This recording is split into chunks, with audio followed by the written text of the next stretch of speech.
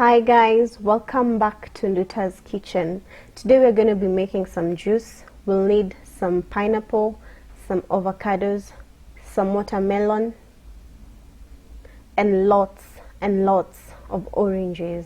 It's fruit season this round, and I just decided that I would take advantage of it because all these things that you see on my table right there, I got at a very good bargain, and I know that it doesn't last for too long, so I took advantage of it.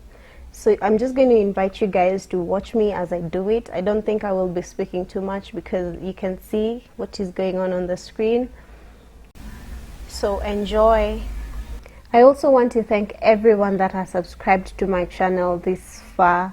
It gives me so much motivation when you subscribe because it just shows me that you've decided to take this journey with me. So stay tuned for more awesome videos. Keep watching, guys.